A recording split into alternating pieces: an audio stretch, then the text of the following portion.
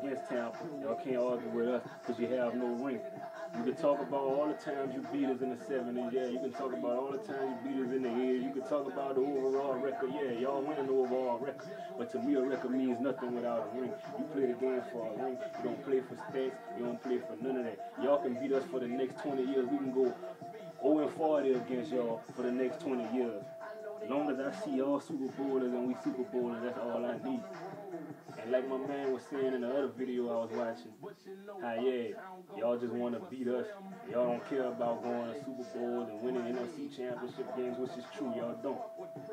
Y'all want to do is beat the Saints. To me, it does not matter. We can go 14-2, and 2 of them losses can come from y'all in a sweep. As long as we in the postseason and run for a Super Bowl, I'm Gucci. I don't care about beating the Falcons. That's a non-factor to me. Then another thing, they talking about Julio Jones, Roddy White, Tony Gonzalez, all these other players. Man, look, Atlanta's only threat is Michael Turner, from which I feel is the best in my heart running back in the league. Not talent-wise, because, you know, Peterson has the upper edge, you know, and others.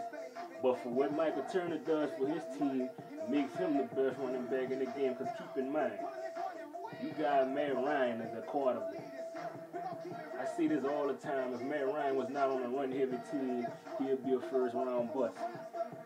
All he is a game-managing quarterback who hand the ball off to his running back and control the time of possession of the game. Run the ball down the through where the defense is down, and when he hiked the ball, fake play-action pass, he got Roddy White and Julio Jones to throw to, whom I think are good receivers, but they're not all that great, because keep in mind, when Michael Vick was playing there with Roddy White was dropping wide-open passes, and to this day, he's still dropping wide-open passes. All the Atlanta offense runs around as y'all running game. Y'all don't have no true offense. When Michael Turner is locked down, Matt Ryan throwing interceptions. And you talking about how good y'all, how the Rams beat us. Yeah, I expect a loss like that from the Rams. You know what I'm saying? Because the Rams are a winless team. It's hard for any team to go in another stadium and beat a winless team who's trying to get their first win. You under pressure. I can understand a loss like that. Because keep in mind, y'all went to Chicago in week 1 and they bust y'all 30-12. And the only reason you beat Michael Vick, well, I'm going to say the Eagles in week 2, is because Michael Vick got hurt because they had a 10-point four-quarter lead on you niggas. Then you talking about how the Seahawks beat us in the playoffs and all that. You go to Seattle and let them come up from a 28-point, 24-point. I remember however many points it was, they came back and had a chance to beat y'all with a backup quarterback.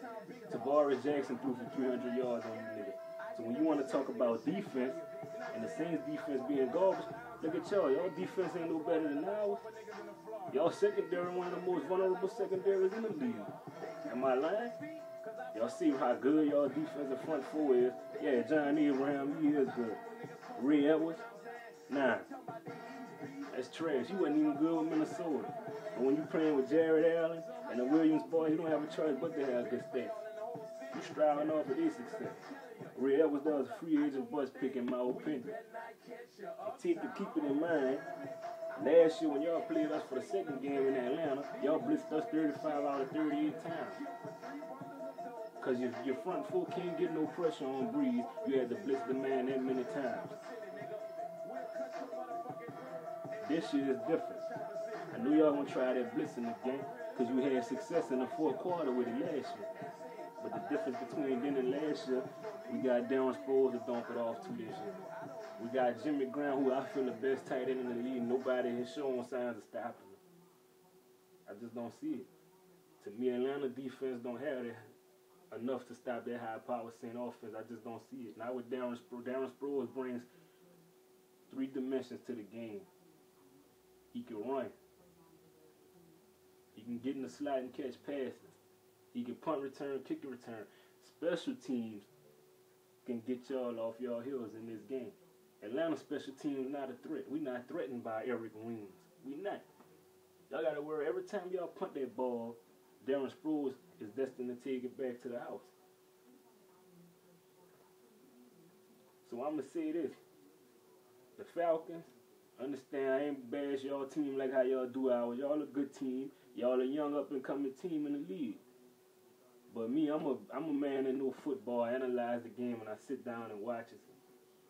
If I'm gonna go with a better team, I'm gonna go with the Saints, and it's not because I'm a Saints fan, because I'm from Louisiana and all that good stuff. It's because I gotta go with experience. If I had to pick a team to win a Super Bowl out of the NFC South, I'm gonna go with experience. Carolina young, Tampa Bay young, y'all young. I just don't see it.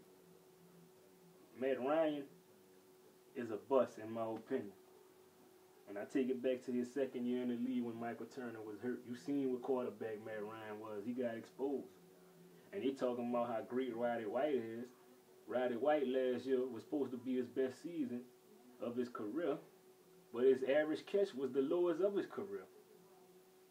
You went out, you traded most of your draft picks to get Julio Jones, when to me, I feel that wasn't a problem.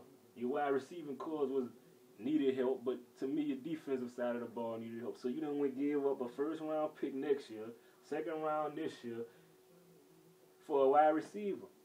Your defense still playing like garbage. What you gonna do next year? Your D gonna be sorry next year again because you don't have a first-round pick. I can respect what we did. People saying we traded up to get Ingram. Yeah, even if Ingram a bust, even if Cameron Jordan a bust, we drafted for what we needed. We needed a defensive end, and we needed a running back. That was the biggest two needs. Y'all, on the other hand, wide receiver. And to Roddy White, dog, this man, I really don't like this man, dog. Like, Roddy White, I ain't gonna say nothing bad about him, because I don't know the man. But, his little comments or remarks what he made last year made him eat it up after the game last year after they got beat. Defense was celebrating all in the middle of the field and all the other good stuff. But I just take it back to this. I don't come on YouTube talking noise, but after I started listening to all you Falcon fans talking noise, I just had to get on here and say this. If you a Tampa Bay fan, go ahead, bash us. You got every right to do. You want a ring just like we run a ring. If you Carolina, if you Atlanta, you can't say nothing to us. Stats don't mean nothing. You play the game for a ring and only a ring. I take that. And by the way, I will be in the Georgia Dome this Sunday. I'm leaving tomorrow night, which is Thursday night, to go to the game. So I see y'all in Atlanta. And it ain't a delusional thing with me. I just love the Saints. I'm from Louisiana. What more can I expect? The Gulf Coast area. Everything is Louisiana about me. And basketball is the Hornets. And football is the LSU Tigers. By the way, congratulations to LSU for knocking off Alabama Saturday night. But that's how it is with me. I was a Philadelphia 76ers fan. Iverson was my favorite player. That was before we got a basketball team down here. Now we have that. Didn't bash my Sixers. I still love the Sixers. But I got to go with the home team. I'm a Louisiana dude.